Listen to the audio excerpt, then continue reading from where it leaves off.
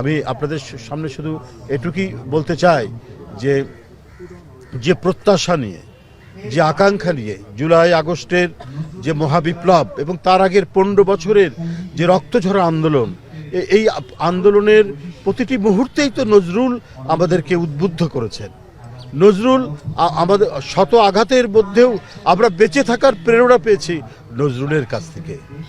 তাই আমরা বলবো যে আজকে কেউ কেউ বলছেন, সাবেক একজন উপদেষ্টা বলেছেন দুজন উপদেষ্টার ব্যাপারে যে এইটা তাদের কি পদত্যাগ চাওয়াটা ঠিক নয়। কিন্তু আমি যদি বলি যে অন্তর্বর্তীকালীন সরকার, এটা তো একটি তার যে বৈশিষ্ট্যটা হবে তো নিরপেক্ষ সরকার। এই সরকার যদি কোনো একটি বিশেষ রাজনৈতিক দল গঠন করার ক্ষেত্রে তাদেরকে কি বলে যে মানে পানি সিঞ্চন করে সে চারাগাছ থেকে মহিরুহিতে পরিণত করার দায়িত্ব তো অন্তর্বর্তীকালীন সরকারের নয়, বরং তারা নিরপেক্ষভাবে দায়িত্ব পালন করবেন।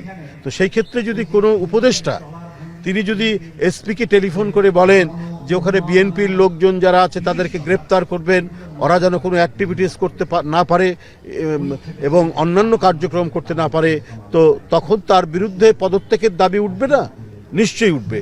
এবং চলমান সংকট ঘনীভূত করার জন্য আমরা শুনেছি এই সমস্ত উপদেষ্টারা তারা ভূমিকা পালন করছেন, নানাভাবেই ভূমিকা পালন করছে। ডক্টর মোহাম্মদ ইউনূস তিনি তো সম্মানিত মানুষ, সবাই সম্মান দেখিয়েছে এই সরকারকে। যারা আন্দোলনে রত ছিল, যারা আন্দোলন সংগ্রাম করতে গিয়ে যাদের সন্তানেরা হারিয়ে গেছে, ক্রস ফায়ারের শিকার হয়েছে, যারা পৃথিবীতে নেই, এই 15 বছরের দুঃখ বেদনা সমস্ত কিছু ধারণ করে যখন স্বৈরাচারের পতন হলো, ফ্যাসিস্ট যখন পালিয়ে গেল, তখন ডক্টর ইউনূসকে তো আমরা সবাই সমর্থন জানিয়েছি। কিন্তু এই সরকারের ভেতর থেকে যদি পার্টিজন দলমন্যতার আমরা যদি আভাস খুঁজে পাই, বৈশিষ্ট্য খুঁজে পাই, তো সেখানে তো আমাদের প্রতিবাদ করতেই হবে। কেন কুমিল্লার উপদেষ্টা, আমরা নিজে, শুধু আমরা না, আপনি এলাকায় আপনি শুনবেন যে মুরাদনগর হচ্ছে সেই উপদেষ্টার বাড়ি, এবং তিনি এসপিকে ডেকে বলছেন যে এখানে বিএনপির লোকজনদের গ্রেপ্তার করানো যারা দাঁড়াতে না পারে। তো তাহলে তো শেখ হাসিনার আমলেরই পুনরাবৃত্তি হচ্ছে।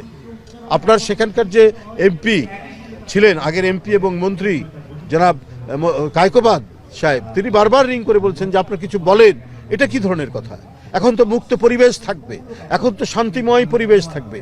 এখন কেন সরকারের যারা পরিচালনার সাথে আছেন তারা কেন এই ধরনের একদম পার্টিজান ভূমিকা, বিতর্কিত ভূমিকা পালন করবেন?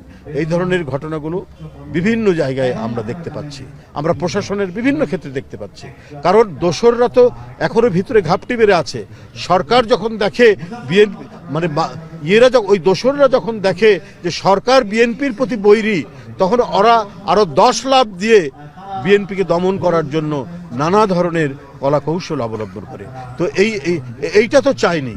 আমরা সবাই চেয়েছি যে এই অন্তর্বর্তীকালীন সরকার প্রয়োজনীয় যে সংস্কারগুলো নিষ্পন্ন করে একটা অবাধ সুষ্ঠু নির্বাচন দেবে। এই নির্বাচনই তো আটকে রেখেছিল শেখ হাসিনা। এই নির্বাচনে ভোটাররা যেতে পারেনি, এটা নিয়েই তো আমাদের যত কথা, যত প্রতিবাদ, যত আন্দোলন। কারণ এই নির্বাচনকে একতরফা করার জন্য উনি সমস্ত প্রতিষ্ঠান ভেঙেছেন, তিনি নির্বাচন কমিশনের নিরপেক্ষতা ভঙ্গ করেছেন, তিনি আদালতকে নিজের আঁচলের মধ্যে বন্দী করে রেখেছিলেন।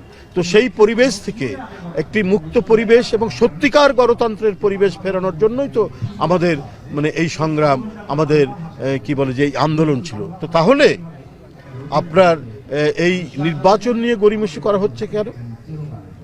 এটা কি নির্বাচনের কথা বলা, নির্দিষ্ট সময়ের মধ্যে নির্বাচনের কথা বলা, এটা কি মহাপাপ? আজকে উপদেষ্টাদের কথা শুনে সেটা মনে হচ্ছে, এবং তারা নানাভাবেই বিভিন্ন মানুষকে দিয়ে এটা প্রভোগ করার চেষ্টা করছেন। কেন?